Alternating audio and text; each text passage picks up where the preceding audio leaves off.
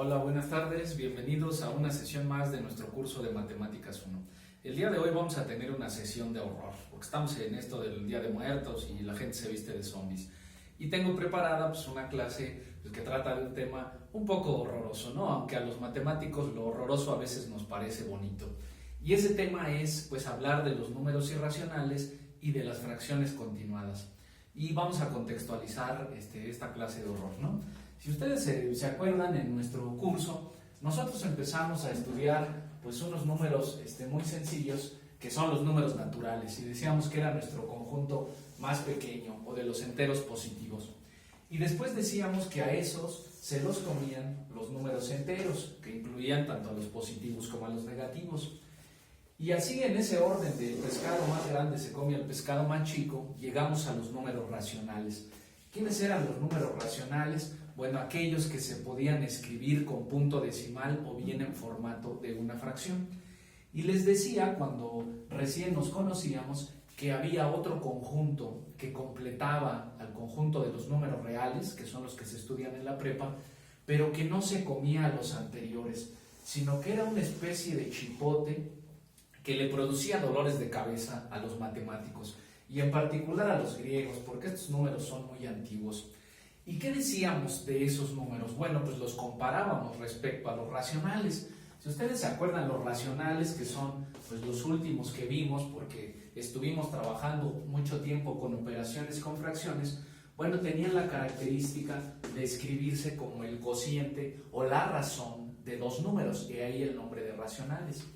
Y que además estos se podían escribir en formato decimal, y que a veces uno tenía suerte y llegábamos a una expansión decimal que acababa o finita, y si teníamos mala suerte, llegábamos a una expansión decimal que tenía una repetición, y usábamos ese gorrito para significar que el resultado de esa conversión es 0.252252, y así hasta el infinito. Aunque hay números racionales que tienen una escritura infinita, son predecibles. Me da flojera escribirlos porque yo sé quién sigue, y eso me lo dice precisamente la barra o el gorrito.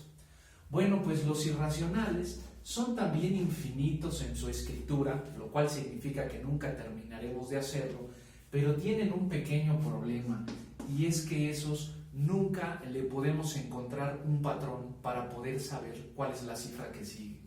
Y de los números más famosillos que son irracionales, pues tenemos a este famosito, ¿no? 3.1514, 3.1415, 926 y un montón de decimales después, ¿no? Otro de los números irracionales famosos es la raíz de 2, que si ustedes le ponen en la calculadora raíz de 2, les va a salir aproximadamente 1.41, 4213 y no sé qué. Bueno, fíjense que estos, aunque nosotros continuáramos el cálculo o la aproximación de esos números, nunca llegaríamos a un patrón. Eso los hace irrazonables, los hace impensables, no son tan transparentes como los números racionales. Y les decía que les provocaron muchos dolores de cabeza a los griegos, porque ellos desde una etapa muy temprana, particularmente los pitagóricos, de que ustedes recuerdan el teorema de Pitágoras, que nos dice que el cuadrado de la hipotenusa es la suma de los cuadrados de los catetos, ¿no?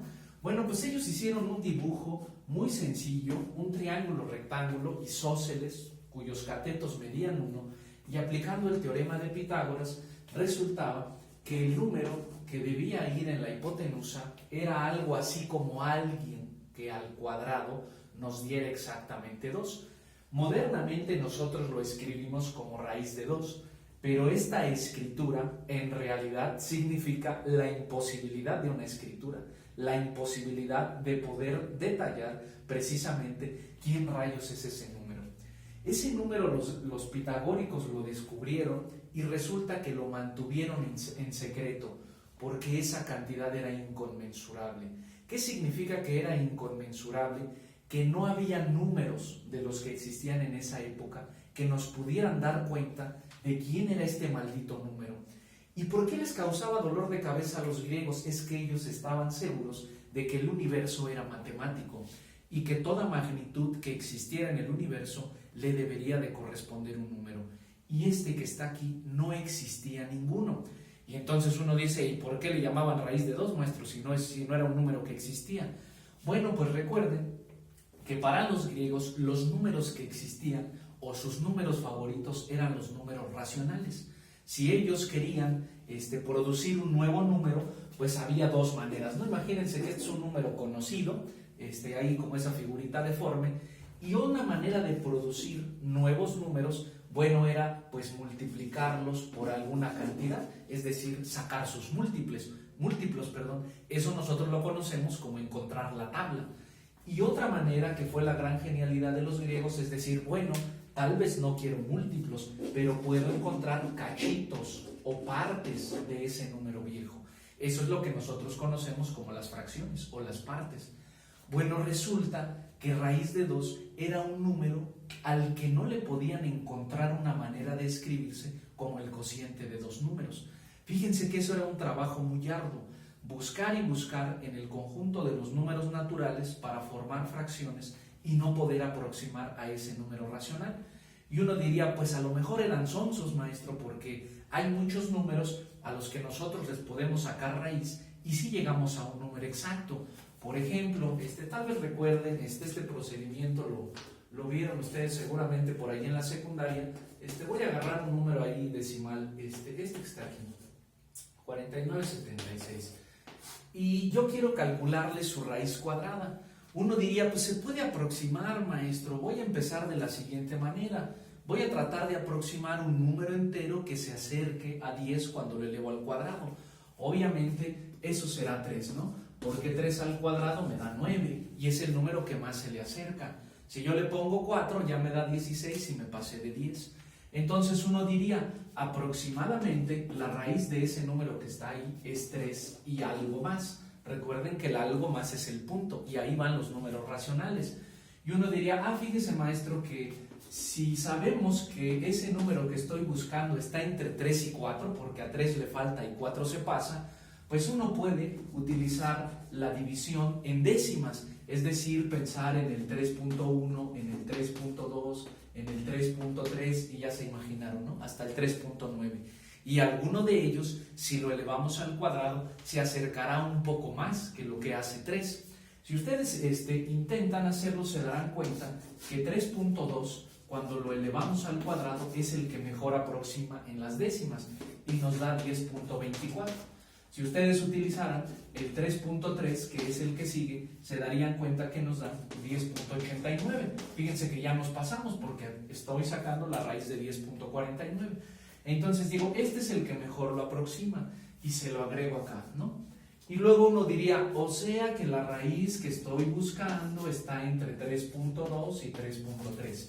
Repito, porque 3.2 está por debajo y 3.3 ya se pasó. Maestro, pues después de las décimas existen las centésimas, o sea, uno puede pensar en 3.21, 3.22, 3.23, ya lo entendieron, ¿no? ¿Hasta dónde? Hasta 3.29, y sería el número que está en centésimas antes de 3.3. Bueno, pues los elevan al cuadrado a ver cuál se le acerca más, y uno tiene mucha suerte, porque si uno eleva 3.24 al cuadrado, no solo nos da algo más cercano, sino que nos da exactamente, si lo verifican en su calculadora, 10.4976. Y ya habremos terminado el procedimiento para aproximar esa raíz. No solo aproximarla, sino llegar a ella. Y uno diría, oiga maestro, y entonces acá, ¿por qué los pitagóricos estaban tan espantados cuando querían calcular la raíz de 2? ¿Por qué no le hacen igual que nosotros? Empiezan a aproximar los enteros, que en este caso sería 1, porque 1 al cuadrado es el que más se le acerca a 1, y luego a las décimas, 1.1, 0.2, 0.3, 0.4, y luego a las centésimas, y a las milésimas, y a las 10 milésimas, y a las 100 milésimas, y a las millonésimas, y bla, bla, bla. Uno diría, más bien los pitagóricos fueron flojos, porque tal vez en las millonésimas podríamos llegar a la raíz exacta, y resulta que no.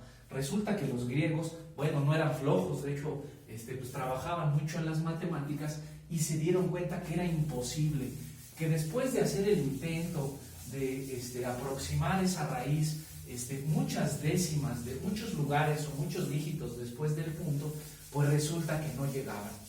Y entonces, pues lo que hicieron los pitagóricos es hacerse esa pregunta que a veces es muy común en los matemáticos. Si estoy intentando resolver un problema durante mucho tiempo, con muchos casos, y no llego a él, a lo mejor el problema no se puede resolver. Y ellos descubrieron que en efecto, raíz de 2 era un número que nunca se podía escribir como el cociente de 2 enteros. Y no por flojera, sino porque no existían. Y uno diría, no maestro, pues ¿cómo van a probar eso si yo acabo de ver que las décimas se pueden dividir en centésimas y en milésimas e infinitamente se puede hacer eso? ¿Cómo que en ese detalle de precisión infinito no los puedo encontrar? Bueno, vamos a ver una demostración de por qué raíz de 2, aunque es un número, porque existen cosas que se pueden dibujar de ese tamaño, la hipotenusa de ese triángulo rectángulo, bueno, no se puede escribir como el cociente de 2 números. Y uno diría, pues hay que probar un montón de casos, maestro, hay que seguir el trabajo que dejaron pendientes los pitagóricos, y no es así. Cuando tenemos que probar muchísimos casos, mejor pensamos en otra estrategia. ¿Qué es esa otra estrategia? Bueno, los matemáticos cuando demuestran le llaman el método de reducción al absurdo. Y de lo que se trata es de suponer que sí es posible escribir lo que queremos demostrar, si es verdadero o falso. En este caso vamos a suponer que raíz de 2 sí se puede escribir de la forma P entre Q. Y voy a hacer algunos truquillos para llegar a otras conclusiones. Si esas conclusiones a las que yo llego son un disparate, entonces me preguntaré ¿de dónde viene ese disparate? De suponer que era cierto que raíz de 2 se podía escribir como P entre Q. Y como en matemáticas no se aceptan esos disparates, significa que lo que va a estar mal es lo que supuse al principio. Entonces vamos a hacerlo, ¿les parece? Vamos a demostrar que raíz de 2 no es racional. Bueno, pues ¿qué truquitos podemos hacer? Pues como la casita es la que nos saca ronchas y nos da dolores de cabeza, la voy a quitar. Entonces voy a elevar al cuadrado. Si elevo al cuadrado del lado izquierdo, obviamente que desaparece la casita, ¿no? Nosotros en las leyes de los exponentes decíamos que las raíces cuadradas se cancelan cuando tenemos parejas de números repetidos en el interior.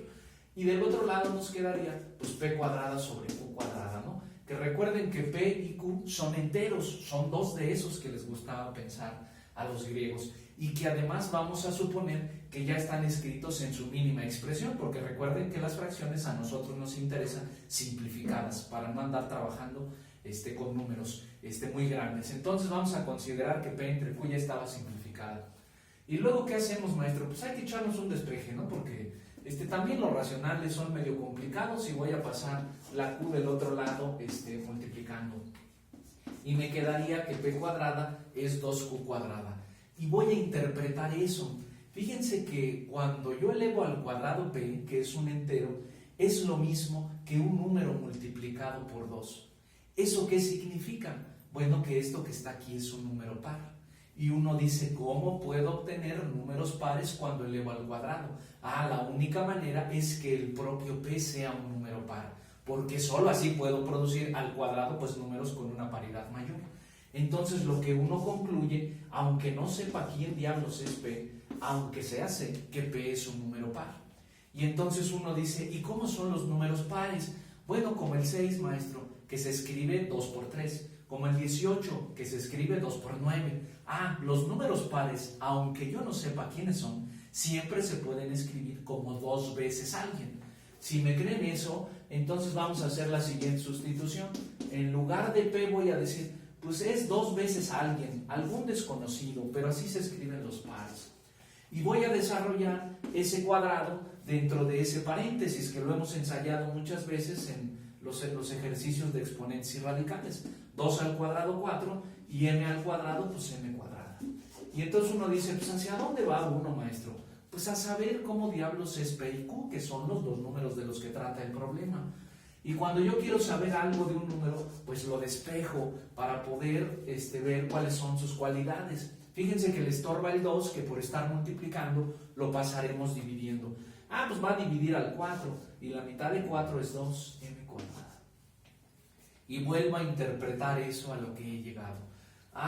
¿Qué diablos significa? que q al cuadrado es un número par porque es 2 por alguien. Luego entonces eso solo puede suceder si el propio q era un número par. Entonces uno concluye que q era un número par. Y entonces yo les digo que eso es una mentira, que eso es un absurdo, que eso es una cosa ridícula. Y las cosas ridículas y absurdas en matemáticas se dicen así o se simbolizan así. Eso es una contradicción. Dice, pues ¿por qué? Bueno, es que fíjate que nosotros al principio estábamos suponiendo que raíz de 2 se podía escribir como una fracción, pero una fracción que ya no se podía simplificar. Y una fracción ya no se puede simplificar cuando el de arriba y el de abajo ya no tienen nada en común. Pero yo acabo de ver que estos cuates sí tienen algo en común, son números pares. ¿Y eso qué significa? Ah, los números pares tienen algo en común y es que tienen una mitad. Entonces, cada vez que supongo que P y Q no tienen nada en común, llego a la conclusión de que sí lo tienen. Entonces sí o entonces no. ¿Ya se dieron cuenta que eso es una contradicción? De que si esto lo repitiéramos infinitamente, resulta que P y Q tendrían un montón de mitades y eso no pararía nunca. Y dos números enteros que son finitos no pueden tener una infinidad de mitades. Entonces uno dice, ¿de dónde procedió esa mentira? Bueno, procedió de suponer que sí era posible escribir a raíz de 2 como el cociente de dos números. Entonces uno concluye que eso está mal, esa suposición está mal, por lo tanto tendrá que ser lo contrario. Es decir, raíz de 2 nunca se podrá escribir como una sola fracción. Y eso es terrible, eso es el secreto terrible de los pitagóricos, razón por la cual guardan ese secreto, y por ahí dicen los chismes que fue Hipaso de Metaponto el que revela el secreto de la escuela pitagórica, y los pitagóricos muy enfadados porque no habían logrado dar respuesta a este problema. Duraría muchísimos años, o sea, más de 200 años tratar de resolver eso. Bueno, pues al chismoso le hacen una tumba en vida, ¿no? Así como cuando no van a ver a su mamá y regresan a la casa y su mamá ya les tiene una tumba con una lápida que dice, en memoria de mi hijo que nunca me viene a ver. Bueno, pues eso le hicieron al pobre de Hipaso de Metaponto por haber revelado el gran secreto de los pitagóricos, es decir, la irracionalidad de ciertos números, como por ejemplo raíz de 2. Y entonces uno dirá, ¿y entonces cómo podemos calcularlos, maestro? Bueno, pues si bien acabamos de ver que no hay una fracción que puede darme exactamente la raíz de algunos números, sí hay un proceso más o menos infinito que tiene que ver solamente con los números irracionales y que se llaman las fracciones continuadas y que son un buen camino para poder llegar a eso que no pudieron explicar los griegos hace muchísimos años. Pero lo vamos a ver en el siguiente video, ¿vale?